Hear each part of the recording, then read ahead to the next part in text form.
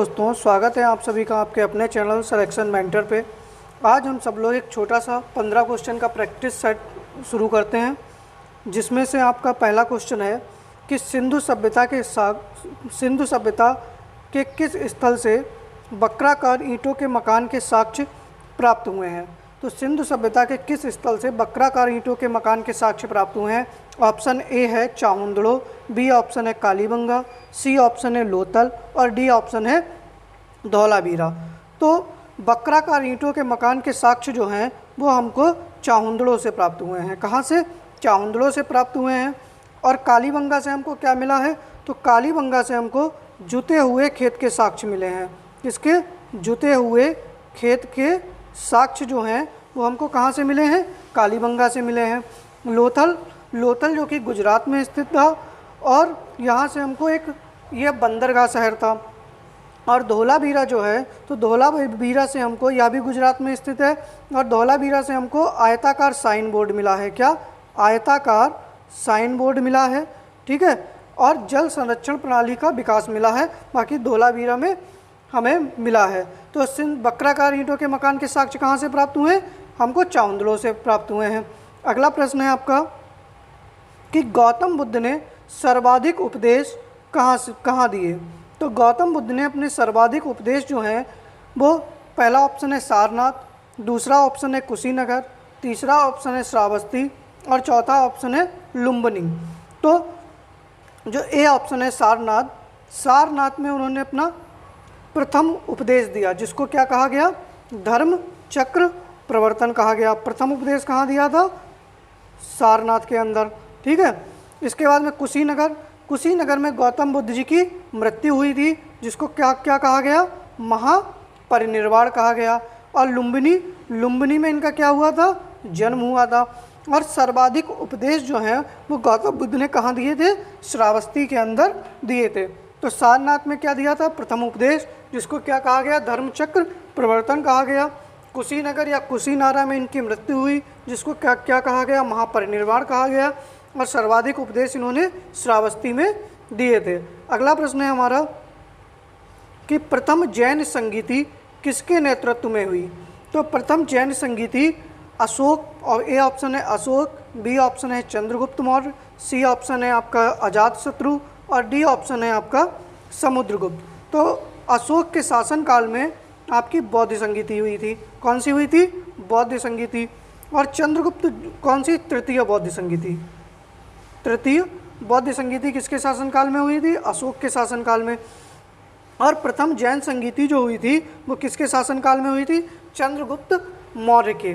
ठीक है। और प्रथम बौद्ध संगीति किसके शासनकाल में हुई थी? तो प्रथम बौद्ध संगीति आपकी अजातशत्रु के शासनकाल में थी, और यह हर्यक वंश का शासक था। और समुद्रगुप्त जो था, इसको भारत का नेपोलियन कहा जाता था। भारत का नेपोलियन। तो आपसे पूछा जाए कि भारत का नेपोलियन किसे कहा गया, तो भारत का नेपोलियन जो है वो समुद्रगुप्त को कहा गया। और प्रथम जैन संगीति किसके नेतृत्व में हुई? तो प्रथम जैन संगीति आपकी चंद्रगुप्त मौर्य के नेतृत्व में हुई। अगला प्रश्न है आपका, चंदावर का युद्ध कब हुआ। तो चंदावर का युद्ध, पहला ऑप्शन है आपके पास में 1191 ईस्वी, दूसरा है 1192 ईस्वी, तीसरा ऑप्शन है 1194 ईस्वी और डी ऑप्शन है आपके पास 712 ईस्वी। तो 1191 ईस्वी में क्या हुआ था? तराइन का पहला युद्ध। क्या हुआ था? तराइन का पहला युद्ध। ठीक है। तराइन का पहला युद्ध या किसके मध्य हुआ था, ये आप लोग कमेंट बॉक्स में बताइएगा। फिर 1192 ईस्वी में, या इसमें क्या हुआ था? तराइन का द्वितीय युद्ध। कौन सा? तराइन का द्वितीय युद्ध। और 1194 ईस्वी में क्या हुआ था? आपका चंदावर का युद्ध हुआ था। क्या हुआ था? चंदावर का युद्ध हुआ था। और यह किसके मध्य हुआ था, ये भी आप लोग कमेंट बॉक्स में बताइएगा।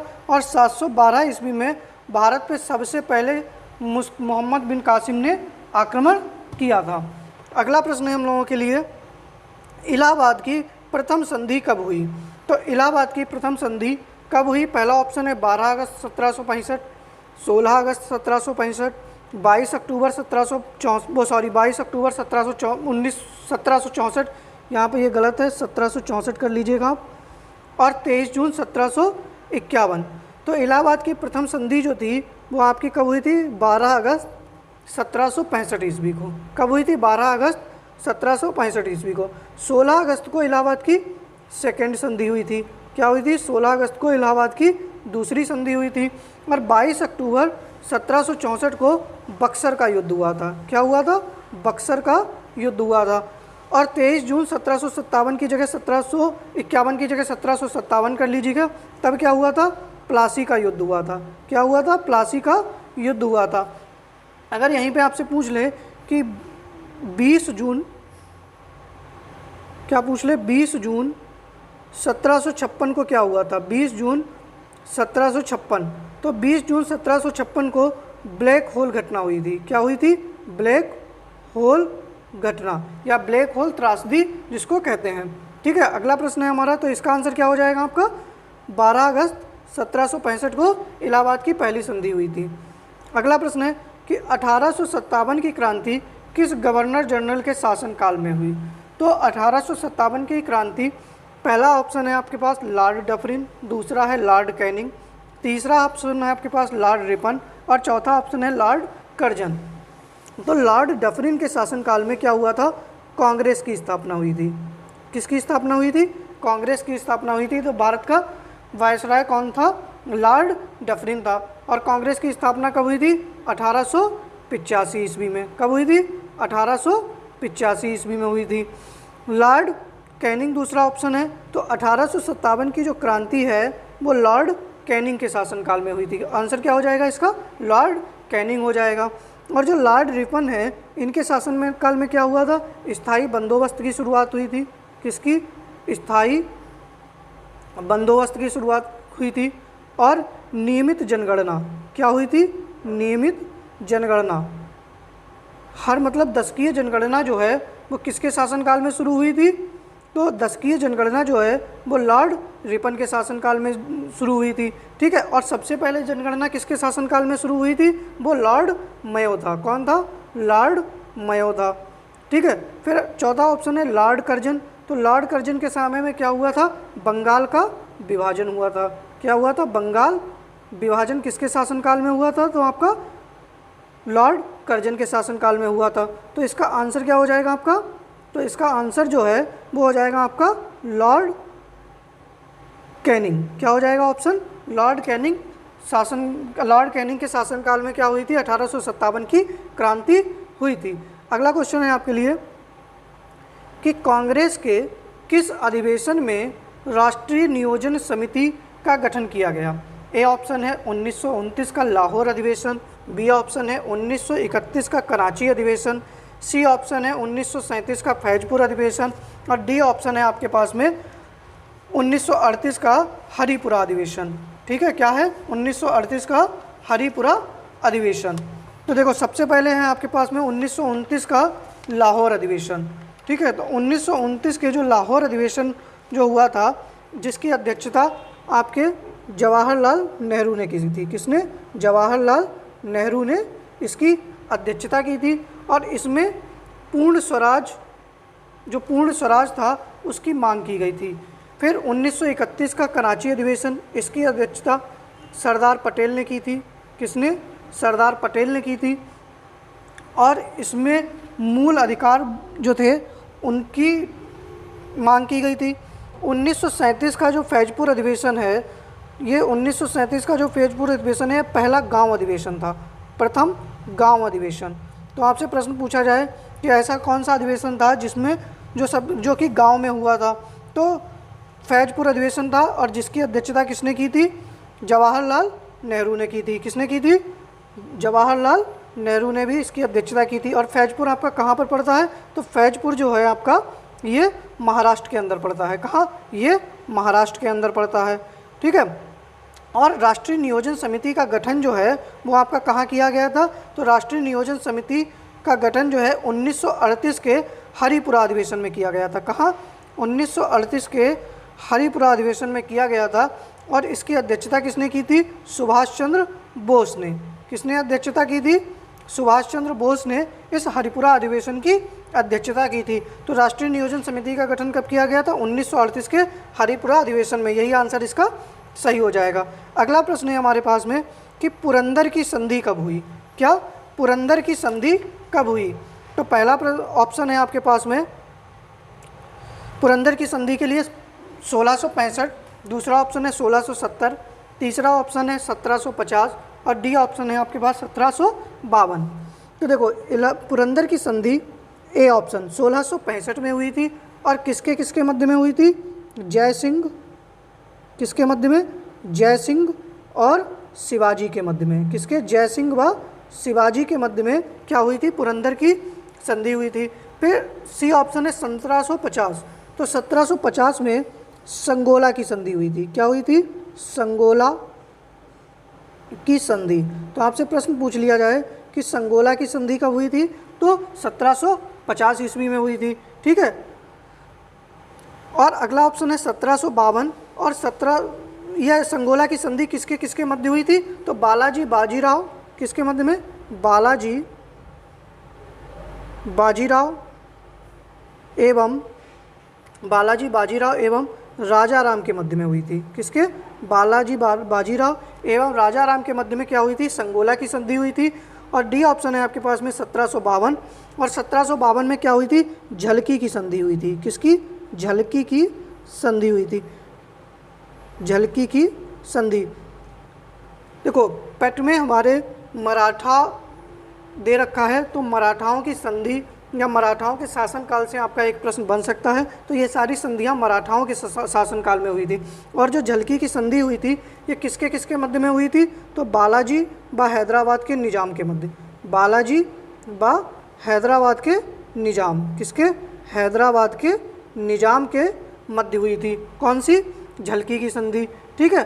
तो इसका आंसर क्या हो जाएगा? पुरंदर की संधि कब हुई थी? ए ऑप्शन सही हो जाएगा। 1665 ईस्वी में जय सिंह व शिवाजी के मध्य में हुई थी। अगला प्रश्न है कि सुभाष चंद्र बोस के राजनीतिक गुरु कौन थे? ए ऑप्शन है आपके पास में सी राजगोपालाचारी, बी ऑप्शन है आपके पास में गोपाल कृष्ण गोखले, सी ऑप्शन है आपके पास में रविंद्रनाथ टैगोर और डी ऑप्शन है आपके पास में चित्तरंजन दास। तो देखिएगा कि जो चित्तरंजन दास जी थे वो कौन थे? सुभाष चंद्र बोस के राजनीतिक गुरु थे। कौन थे? सुभाष चंद्र बोस के राजनीतिक गुरु थे। करंट में एक क्वेश्चन है कि सुभाष चंद्र बोस की जयंती के उपलक्ष्य में कौन सा दिवस मनाया जाता है? तो पराक्रम दिवस। कौन सा? पराक्रम दिवस। और यह कब मनाया जाता है? तो पराक्रम दिवस 23 जनवरी को। कब? 23 जनवरी को। जो गोपाल कृष्ण गोखले थे ये महात्मा गांधी के राजनीतिक गुरु थे। किसके? महात्मा गांधी के राजनीतिक गुरु थे।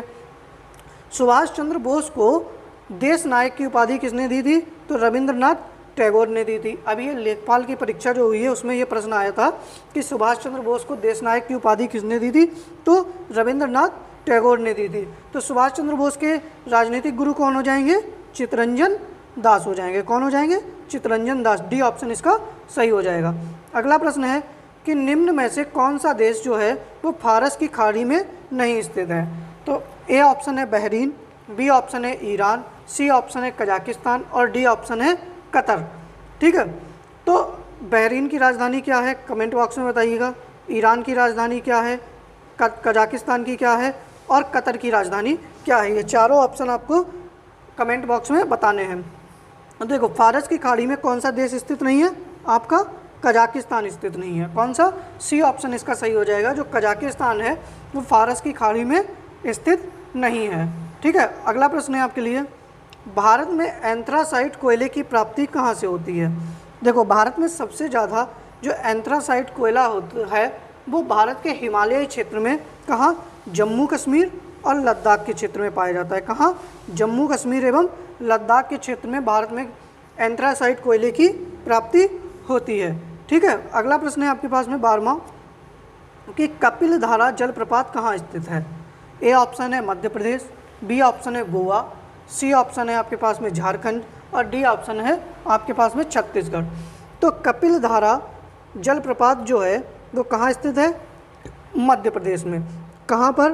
भेड़ाघाट पहाड़ी पर। कहाँ पर? भेड़ाघाट पहाड़ी पर क्या है आपका? कपिल धारा जलप्रपात है। और यहाँ पर एक और जलप्रपात है, दुग्ध धारा जलप्रपात है। कौन सा? दुग्ध धारा जलप्रपात है। कहाँ पर? भेड़ाघाट पहाड़ियों पर। ठीक है। भेड़ाघाट पहाड़ियों पर मध्य प्रदेश में कपिलधारा दुग्धधारा जलप्रपात है। आगे है आपका अगला ऑप्शन है इसमें गोवा। तो गोवा में आपका कौन सा एक है, दूध सागर जलप्रपात। कौन सा है, दूध सागर जलप्रपात। दुग्ध धारा कहाँ पर है आपका, मध्य प्रदेश में, और दूध सागर कहाँ पर है आपका, गोवा के अंदर है। ठीक है। झारखंड में कौन सा जलप्रपात है, हुंडरू। कौन सा जलप्रपात है, हुंडरू जलप्रपात जो है वो कहाँ पर है आपका, झारखंड राज्य में स्थित है। और चौथा ऑप्शन है आपके पास में छत्तीसगढ़। छत्तीसगढ़ में कौन सा है, चित्रकूट जलप्रपात। कौन सा, चित्रकूट जलप्रपात कहाँ पर है आपका, छत्तीसगढ़ राज्य में है। और इस जलप्रपात को क्या कहा जाता है, भारत का नियाग्रा फॉल कहा जाता है। ठीक है। तो इसका आंसर क्या हो जाएगा आपका, कपिलधारा जलप्रपात कहाँ पर है, ए ऑप्शन सही हो जाएगा, मध्य प्रदेश के अंदर। अगला प्रश्न है आपके पास में 13वां कि भारत की मानक समय रेखा निम्न में से किस राज्य से होकर नहीं गुजरती है। तो भारत की जो मानक समय रेखा है वो किस राज्य से होकर नहीं गुजरती है। ए ऑप्शन है उत्तर प्रदेश, बी ऑप्शन है बिहार, सी ऑप्शन है मध्य प्रदेश, डी ऑप्शन है उड़ीसा। तो सबसे पहले भारत की जो मानक समय रेखा है वो कितने राज्यों से होकर गुजरती है।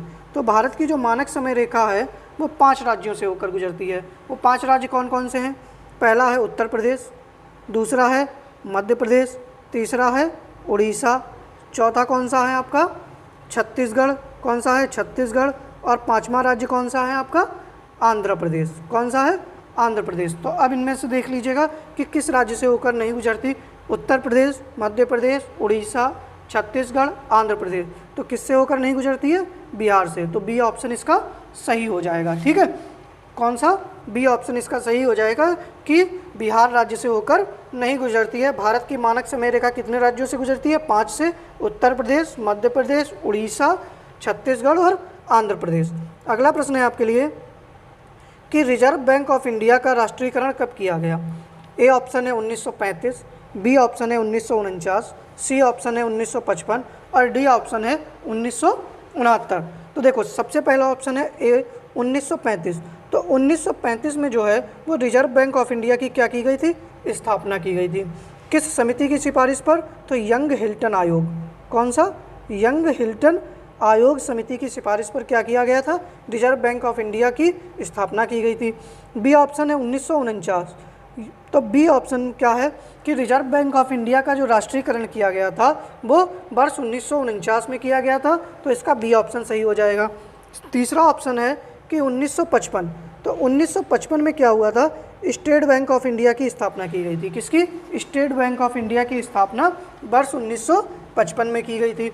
और डी ऑप्शन में आपके पास में है 1969। तो सबसे पहले 14 बैंकों का जो राष्ट्रीयकरण किया गया था तो वर्ष 1969 में किया गया था। तो रिजर्व बैंक ऑफ इंडिया का राष्ट्रीयकरण कब किया गया, वर्ष 1949 में। बी ऑप्शन आपका सही हो जाएगा। आज का अंतिम प्रश्न है 15वां कि सर्वोदय योजना किसके द्वारा प्रस्तुत की गई। सर्वोदय योजना किसके द्वारा प्रस्तुत की गई। ए ऑप्शन है श्रीमन नारायण, बी ऑप्शन है जवाहरलाल नेहरू, सी ऑप्शन है पीसी महालनोबिस और डी ऑप्शन है आपके पास में जयप्रकाश नारायण। ठीक है। तो जो आपका सर्वोदय योजना है वो किसके द्वारा प्रस्तुत की गई थी, डी ऑप्शन है आपका जयप्रकाश नारायण के द्वारा। किसके द्वारा, जयप्रकाश नारायण के द्वारा। ये आपका आंसर सही हो जाएगा। ठीक है। और जो श्रीमन नारायण थे इनके द्वारा क्या प्रस्तुत किया गया था, तो श्रीमन नारायण के द्वारा जो थी वो गांधीवादी योजना प्रस्तुत की गई थी। गांधीवादी योजना जो है वो किसके द्वारा प्रस्तुत की गई थी, आपकी जो गांधीवादी योजना थी वो श्रीमन नारायण के द्वारा प्रस्तुत की गई थी। ठीक है। और जो जवाहरलाल नेहरू क्या थे, इन्होंने 1929 में क्या किया था, कांग्रेस अधिवेशन की अध्यक्षता की थी। आपसे एक प्रश्न पूछा जाता है कि सबसे ज़्यादा बार जो थी कांग्रेस अधिवेशनों की अध्यक्षता किसने की थी, तो वो जवाहरलाल नेहरू और दादा भाई नेहरूजी दोनों लोगों ने की थी। और जो पीसी महालनोबिस थे इनके बारे में आप लोगों को बताना है कि ये कौन थे, ये आपको आंसर कमेंट बॉक्स में बताना है। तो आज के हमारे 15 क्वेश्चन थे। आप लोग कमेंट बॉक्स में बताइएगा कि आंसर आप सभी को क्वेश्चन कैसे लगे। अगर इस तरीके की सीरीज़ आप रोज़ चाहते हैं तो रोज़ शाम को हम लोग एक इस तरीके की सीरीज़ शुरू कर सकते हैं। और उम्मीद करते हैं कि आप सभी को क्लास पसंद आ रही होगी। अगर आप लोगों को क्लास पसंद आ रही है तो आप वीडियो को लाइक करें, शेयर करें और सब्सक्राइब